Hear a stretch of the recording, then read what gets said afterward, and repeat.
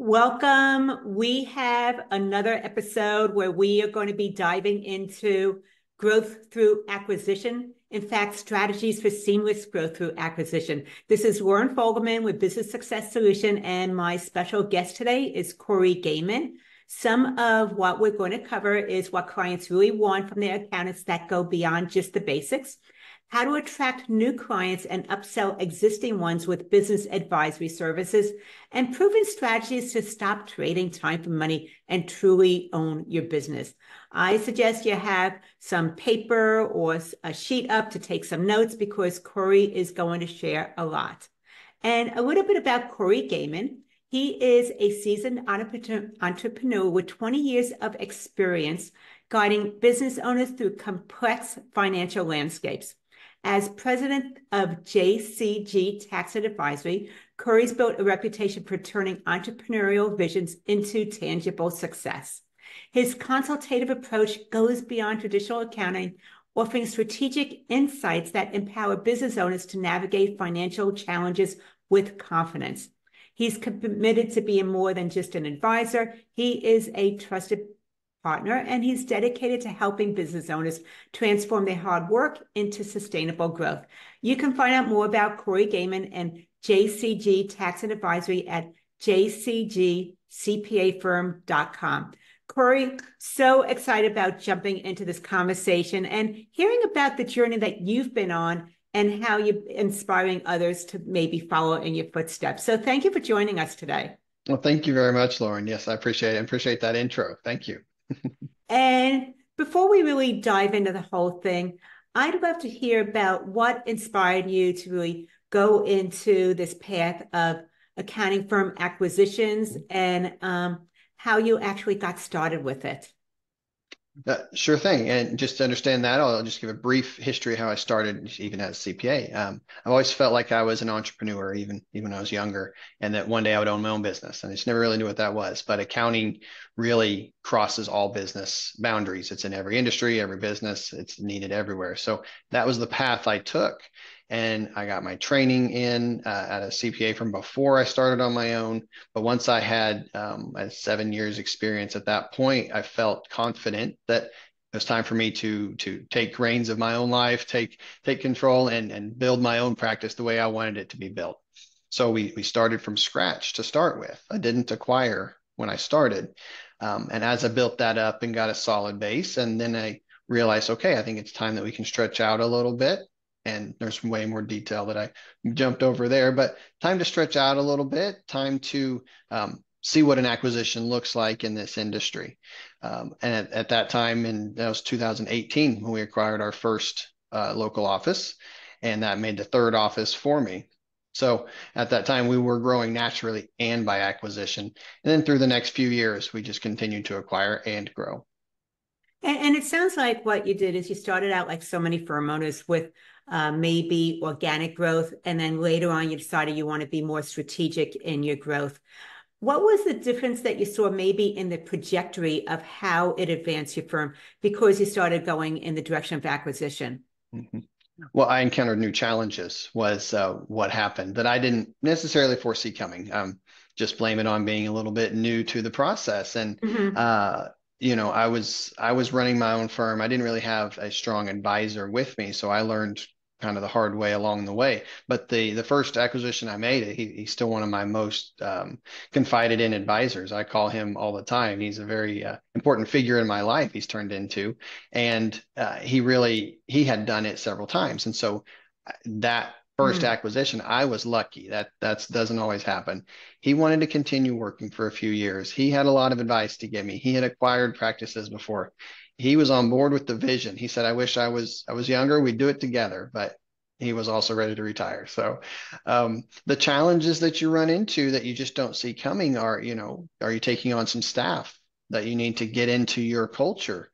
You're taking on clients that have been treated a certain way by someone else, and you need to placate that a little bit, but ease them into the way that you're going to do things with them. And then the fees, they could be all over the Mm-hmm. place. Doing due diligence doesn't always reveal what the fees are. And so that's because our industry is so private. and confidential. So sometimes even just seeing the fees and due diligence doesn't always give you a clear picture. And then what's included in that fee? How much Hmm. advice? How many meetings? How many phone calls? And that was one thing that was a struggle at the beginning. And now that we have moved forward and I've acquired 7 different practices at this time, occasionally it was a new office, but sometimes it was a consolidation. And we've learned to look out for that and find ways to mitigate that. Hmm. And some of these things we're going to be going into a little bit more deeply. One of the things is how beneficial that you ended up not just acquiring a firm, but you got a mentor along with it. Right. And part of what I'm really picking up is that, okay, growth through acquisition. When so many firm owners think about it, they think it's for the larger firms out there. But that's not where you were, it sounds like, when Mhm. you acquired your first firm. So I'd really like you to be able to get us all on the same page. What does growth through acquisition means? And does it apply across different industries? Yes, of course. And so Hmm. every industry is a little different based on what their market is and what their target market is as well, because that could be different what your current market is versus what you want it to be. Where I was in some small towns, and each small town generally had 1 or 2 tax preparers. And so what I was starting to see and understand was that if you wanted the clientele from that town, you really needed to be in it physically. So that was what I saw as the opportunity when I learned of, this one that wanted to retire. I was able to just have a conversation with him and we got a deal done and we worked together. And yes, I will consider myself very lucky that he became a mentor. That doesn't always happen. Hmm. In other industries, it could be retail store, it could be, fast food service, it could be construction, it could be anything. There, there's always someone who has built a very good reputation, built a very good client base, even if there's no contracts involved, they're still returning clients, and then they have that word of mouth referral. If you can buy into that goodwill, and you buy in and you buy what they're selling, and maybe they help you out for a while, that goodwill and that good reputation, what I learned, that continues to lay golden eggs into the future, Hmm. because people are still calling them. They're like, oh yeah, well, we actually sold. And then you just get that trust transferred straight over to you. I love the fact that some of the qualities that you're talking about are maybe a little bit on the softer side about building that good reputation when you look into acquire a Right. firm, what their client base is. Do they actually have goodwill in the community and word of mouth referrals? Because that is huge. So Right. a lot of times when we're talking about mergers, and it's something that you mentioned before, we're taking on new staff, is that culture clash. So when you're looking at bringing two firms together into what it is that you have as your main firm, how do you actually integrate those so that it's seamless as opposed Mhm. to everybody at odds with everybody and there's resistance? Right. It can be a struggle, and it can work out, or sometimes it doesn't work out with individual employees. But what I've learned is in the due diligence process, just analyzing how they treat their employees, how many hours they're working, what kind of projects they work. One thing that I've noticed is, are the projects that they work on very individualistic, and so they start to really feel like that is their project and no one can ever help them with it.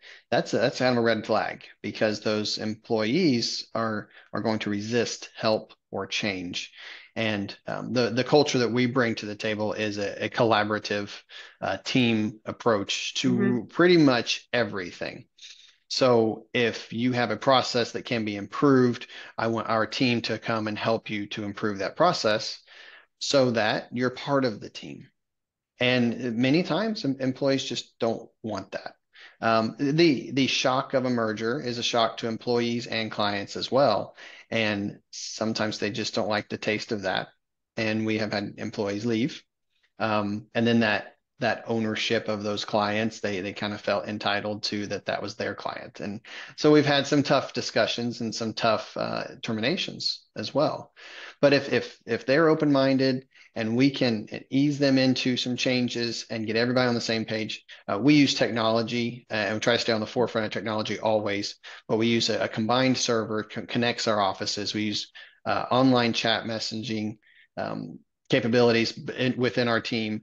And so everyone feels connected with each other and no one really feels left out on an island. I think that can be a problematic situation too.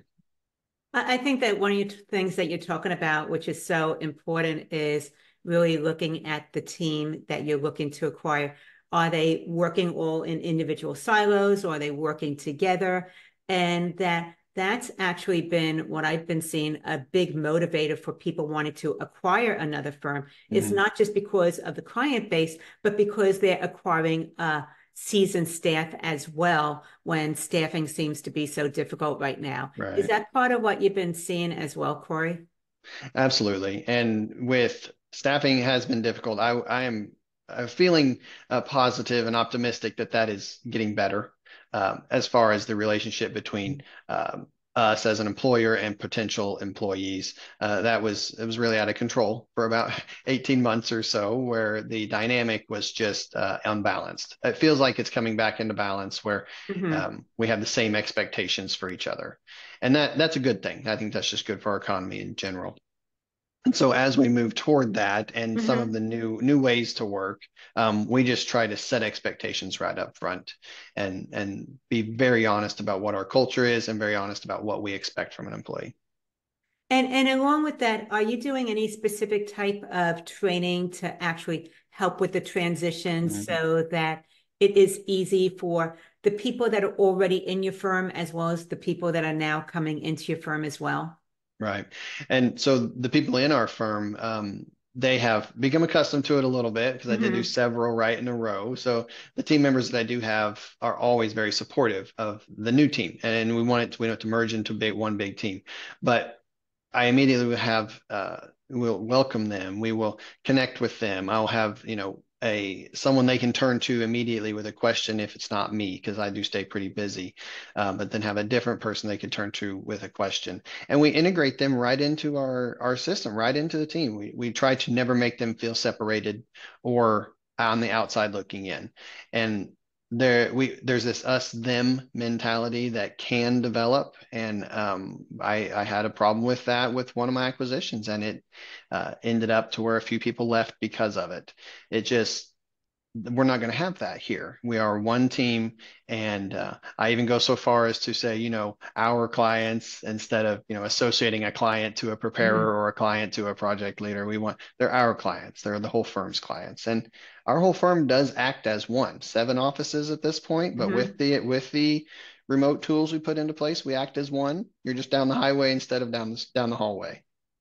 And that's an interesting point that I would like to be able to hear a little bit more about is so often I'm talking with firm owners and they are looking to go from in office to maybe more of a remote. So how do Mhm. you actually keep a team feeling like a team when they can't actually chat in the kitchen?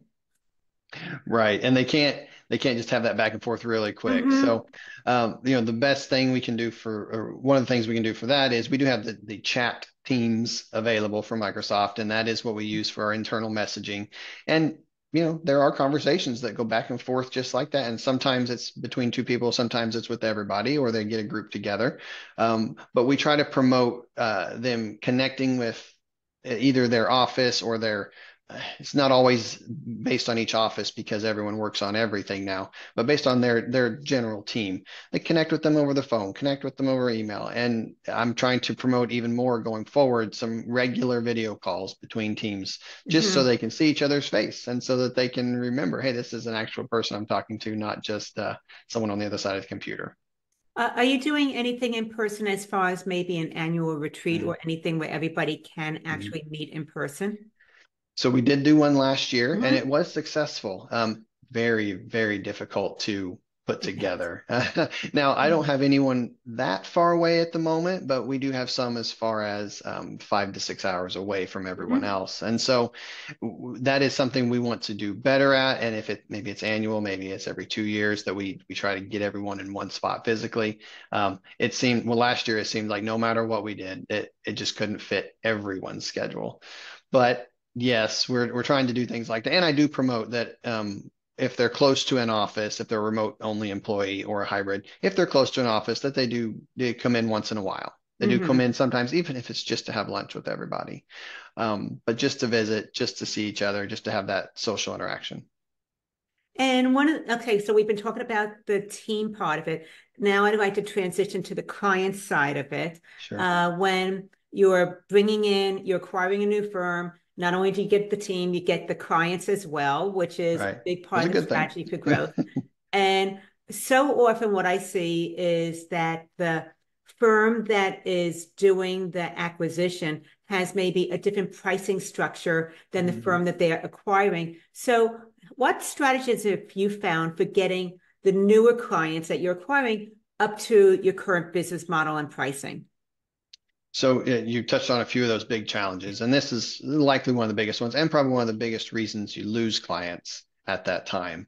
And I have handled it poorly at some times, handled it great, and we're getting better every single time we do it. So occasionally it comes down to a case by case with the office or the clientele. So what I have learned, what I've noticed is that obviously most of the time it's a retiree and they've had this firm going for a long time. Mhm. And so now I'm understanding what to look out for in the initial due diligence better because there could be some, buddies of theirs and that could be, 20 different clients that they have got special pricing and never changed for the last 30 years. Well, I have absolutely run into that where I'm doing a return that should be $1,000 return for $100 and I did not see that coming. That's one thing to look out for. And one thing that we had to have the retiree be clear about when they are, because during the acquisition, they communicate with the clients first. That's the best way Mhm. to do it. They're sending a letter, they're making phone calls, they're doing that initial communication. We have them give them a heads up then. Hey, I've always given you the special price, but really market rates are higher. You can expect your bill to go up a little bit. If they can give them that forewarning, we're ahead of the game a little bit. And then a few years ago, we went to some minimums and we just attempt to be honest with the staff and with the employee or the clients right up front that you're going to expect it to start to come up to market because this is where it needs to be. It is a problem in this industry that billing by time and billing and never raising prices can just get stuck. And Mhm. before someone knows it, 10 years have gone by, 20 years have gone by, and they just didn't raise. And now they're just working. Their costs have gone up, but they're working for lower pay. Yes. Right. And you would be surprised how many times the employees themselves are protective of those clients Hmm. and don't feel like they should be paying more, or they have an opinion on it. And so we have to have that conversation as well. So it's really something that isn't just about a client-facing conversation. You need to really make sure that the whole team is on board and Right. moving forward in a unified way so that there might not be mixed communications or Right. somebody sabotaging what you're doing.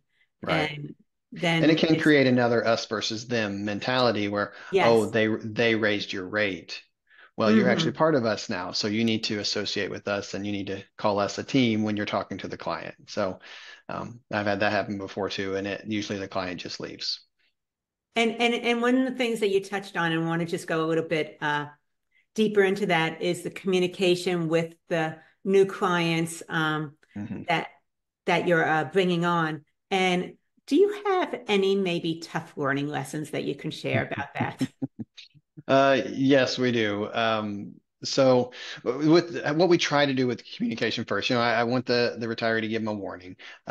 We might mention it as early as we can if we meet them. And then our Hmm. engagement letters, we put our minimums on our engagement letters now so that we just, if they're not expecting it and they're surprised, that's the worst reactions that you can get. If they weren't expecting their rate to be triple, but actually it's still half of market. Um, Hmm. they just needed a forewarning. So yes, I've had a few where I got into a situation where I was doing many returns and really working way too many hours on them, and then realizing every single one of them was about a third of the rate that they should be. And I at that point, once the return's already here and they've already signed the engagement letter we had, this was before I had the minimums on there. That was one of the lessons is to get the minimum on that engagement letter and point it out. But at that time, I couldn't call them back and say I can't do this for this rate. I've Hmm. already committed to it. We've already told told them we're their new place. They can trust us. And then how do I slap this with them at the end? So I have our lesson there was upfront, upfront, upfront, upfront. They have to have the expectation if there's going to be a raise and why. And then if you raise it for maybe the return is more complex than previous years, always spell that out for them because they just need to understand. And I believe that once they understand it, they'll be okay with it. And Mm-hmm. to follow that little story is the next year when we started making this communication better, quite a few of them went out and shopped. About 75% came right back because, Mm-hmm. yep, you're right. That is the market rate. And I think that that's what I've seen also, especially when you're absorbing a firm that tends to be client-centered, that Right. those clients are going to more likely stick with you because they already had the relationship with the staff and everything like that. They don't want to start with somebody else all over again. Right. Right. We have the staff, we have your records, we have Mm-hmm. access to the person that used to work on it. We're the best solution for you as long as we can cross a few of these hurdles. Mhm. Well, one of the things I think as a business owner is feedback is golden, whether it's from the Mhm. staff or from the clientele as well. So is there any particular process that you have where you're able to get feedback from Mhm. clients as they're transitioning into your new firm? So some of them freely give it if they're unhappy with the transition. Mm-hmm. That's okay. We accept it and listen to them. And I've always thought that if it's important to them enough to say something, it is important, and we need to listen to them and just try to walk them through it. But we ask for reviews. We ask for, how did you feel about the process? We just try to continue that communication with them. And usually it's if there's someone at the front desk that they know already and that they trust from the past, that's the best person to get feedback from them because they Mm-hmm. will give it to them. If I ask them, they might just smile and say, no, it's great, and then leave and not come back. I would, because they don't want to insult me or they don't want to just be honest to someone new. They would rather, but if there's a receptionist they've talked to for years, they're gonna tell them the truth. So I Mm-hmm. try to let them get as much feedback as possible, and I ask, okay, what are clients saying? How are we feeling? So we try to just keep that communication going. And I think that people appreciate it if they're giving feedback and there's a concern that it's getting addressed, especially with somebody that they Mhm. know, and that people just want to be seen and heard. So Right, them being honest with you is right, them taking a little bit of a risk, and I right. appreciate the fact that you follow up with that. And So I yeah. always make it a point to thank them. And I say, I appreciate you bringing this up so that we can work through it. Because I would much rather that than them just be silent and leave. If we can Mm-hmm. work through it and I can keep you as a client and we can have a better solution here and that we can learn for someone else from what's going on here. And I'm just honest with them. And I say, thank you for bringing this to my attention. Let's talk about it. And thank you for not just leaving. I don't exactly say those words, but that's what Right. I'm feeling. And I think in the long run, when you actually do that, you end up having a better client because they do feel that you're open Right. to input and you want to be the best that you possibly can. Right. So one of the things that you were mentioning earlier with your team is internal communications, tech, and wanted to just hear what you see as far as tech that helps with your team being able to just make this a smooth process for everybody. Right. So we've gone as much paperless as possible, and that has been part of the Mm-hmm. transition when we do an acquisition. And that's difficult because again, if you're buying a firm that has done that the same way for 30 years, they might not be paperless or even close to it. Maybe they just started. So there's usually a lot of scanning that needs to go into it. Mm-hmm. And so I'll have a team that does that. And once things get into our format and the way that we can do business, and so we're all set up to where employees from any office can help any other office. Well, if we don't get these documents to the server, and if we don't get the work papers to the server, we're not able to help. You have to physically be there to help. So that we learned that very early on. That was one of the primary things we needed to do just for that first tax season, and that allowed the communication to continue. That allowed us to get someone to work remotely for an office, even if they weren't physically there, and just change the fact that in the past what they were doing is moving files around, physical files. Well, we've Mm-hmm. eliminated that entirely now. even within offices, we don't have as many files. We have gone to, hey, maybe there's one work paper sheet that roams around, but really we've got a workflow process online as well.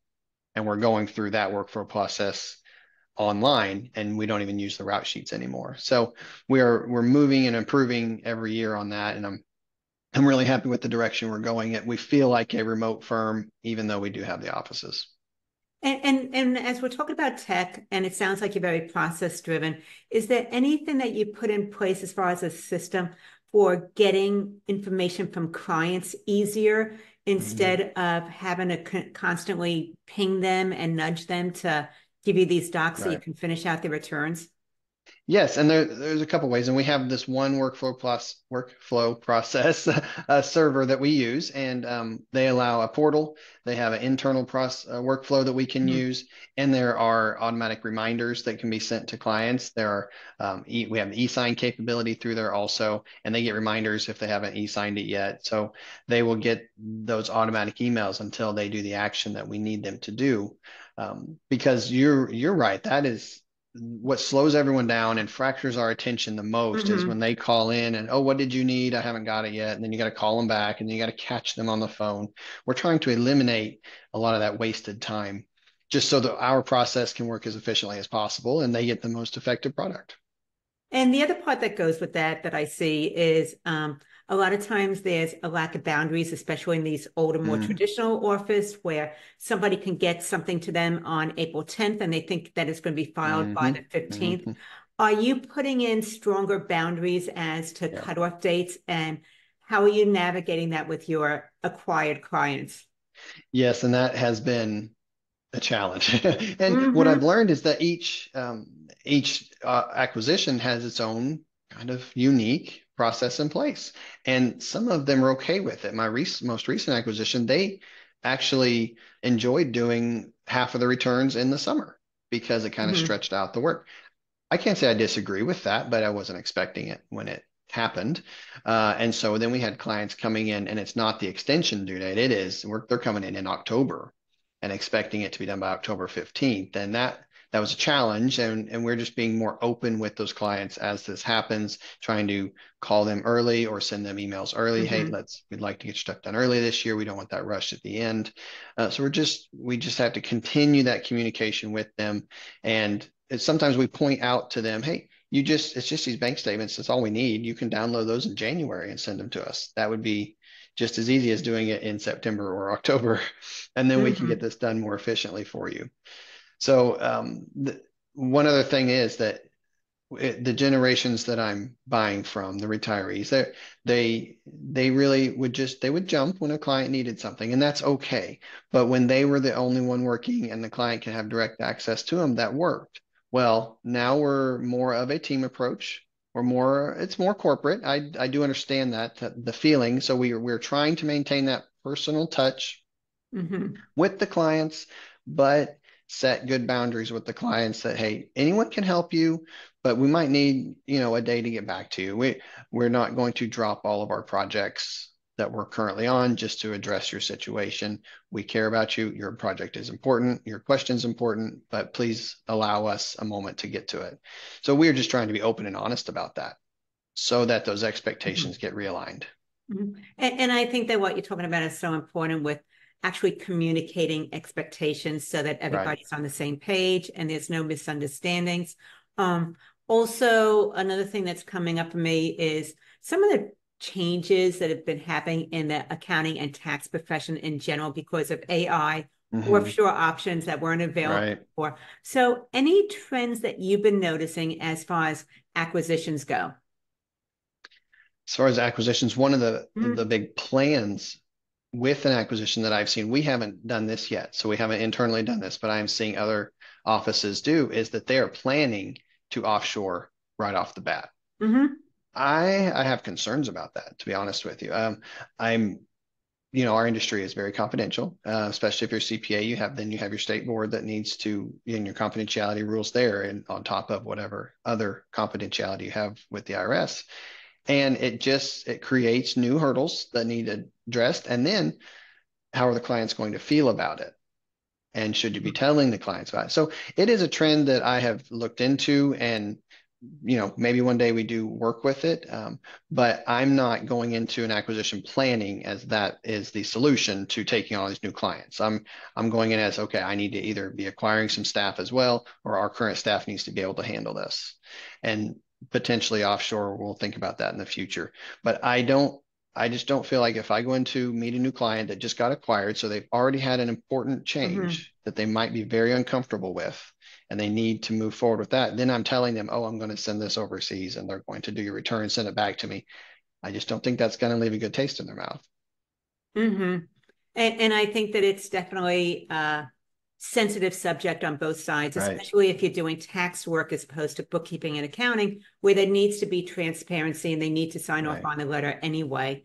So right, definitely could be some hot button issues. right. I think there's opportunity there. I think there's a way Mm-hmm. to do it. I think it can be, and big guys to small guys, everyone's getting into it or Yep. looking into it. And so we are as well. Just how are we going to handle it? And is it the right solution for every client? Not sure about that yet. Mm-hmm. And I think that it's good that you're being open-minded about it because I do think that it's a great solution for some firms, but definitely not for every Right, single firm out there. right. Um, and I know that you started out with organic growth and then you went towards acquisition and strategic growth. So if there's firm owners that are maybe more in the startup phase and they're thinking about Mhm. growing in this direction, any Right. tips or advice that you might have for them if they're just getting started? Sure. So if you're just getting started and you're getting some of that organic growth under your belt, you will quickly realize you're doing all the work unless you have hired a team, and that's a great thing. But if you're going to acquire, I would hesitate. I would not want to acquire if I was the only person in the office so far. So if I Mm-hmm. didn't already have a team ready, because once you acquire, then it's all on you again and you're double time. So, like we mentioned before, potentially you could have employee issues with the acquisition. You could have client issues where they decide to leave or they require significantly more work than you were led to believe. That happens quite a bit as well. And so then you could have double time the work and it could just be you all over again. And so you really want to get a solid base of clientele and a solid team around you. Mm-hmm. There's not a magic number. It depends on how big of a firm you might acquire. But if you have two or three very trusted people that are your core people moving forward, be honest with them about, hey, I'm considering this. This is something we're thinking about doing. I want you guys to have a heads up. This is the direction of the firm, and we want you on board. We think you're a great team member, but I do want you to know this is coming. So that was another thing is that you have to keep it under your belt for a while, but then at some point you need your team or your core team to help you evaluate and do the due Mm-hmm. diligence for a new acquisition. So you really need support. I think that's one of my biggest pieces of advice is don't go at it just fully alone.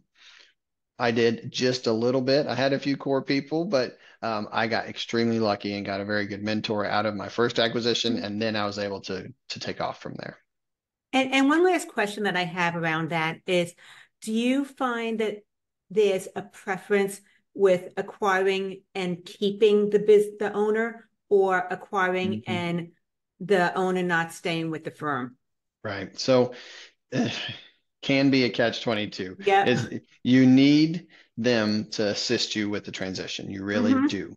Um, One acquisition I did it was a satellite office for a firm, and so no one stuck around, right? So we took over and they were out of the picture immediately. Um, there's no one really to buffer you with the client at that point when the client decides they just didn't like that they were sold. So Mm-hmm. that can happen as well. I had a client at that office actually said I can't be bought and sold like cattle and I just want my stuff and left. And I didn't even have a chance to talk to him. I didn't get to say hi or meet him. He said that and took off. But you want them to stick around, but they have to buy in. They have Mm-hmm. to be okay with the culture that you want to promote. They have to be okay with what your firm is all about. And if they are helpful, it's a tremendous asset. And if they can stick around for 1 to 2 tax seasons, that's a great asset. If they're not, though, it can be very toxic. If they just can't let go of the control, or they don't Mm-hmm. want to, or potentially you've worked out a deal that they will work how much they'll work, and then they just they always just were there all the time when it was their own business. So then they're all the time there with you, even if they're not being productive. So you have to watch their production, but that's new to them. So you have to have that conversation with them, and you have to maybe sometimes literally get them out of the office and say, I just need you to go Absolutely. home. We're So talking about the people factor. It can be messy. absolutely. It can be a tremendous thing. And again, you Hmm. can get a great worker for a few years, or it can be a bad thing. I've not acquired anyone that was significantly younger, a firm that was run by someone younger that was more of a merge. I've not done that, but I think if you're doing that, you would want to have some very open and honest conversations about who's in charge, or is this a partnership, and you would want to set those boundaries and Hmm. parameters right up front, so that when push comes to shove, you know who's making final decisions and who can be told to go home and not told to go home. So Yep. Yep. Corey, you have made so many powerful points today. Some of the things that we touched on is what clients really want from the accountant, just beyond the basics, how to attract those new clients and upsell the ones with business advisory services, and some strategies for being able to really advance your firm very strategically instead of relying on just organic growth. I appreciate you connecting with us. And if somebody wants to find out more about JCG there Tax you and go. Advisory, what's the best way for them to connect with you, Corey? One great way is LinkedIn, and you obviously can send a message that way as well. But then we have our website, jcgcpafirm.com, and has all of our contact information there if we needed to call in. We are now getting into tax planning season, tax strategy season, and we do Mm-hmm. in-house meetings with people, or we do online just like this. So we're set up at all of our locations to do video calls and work with clients all over the country. Corey, I so appreciate you joining us, the engaging conversation we had. I appreciate everybody that's joined us today. This is Lauren Fogelman with Business Success Solution, showing accounting firm owners how to double their income working half the time.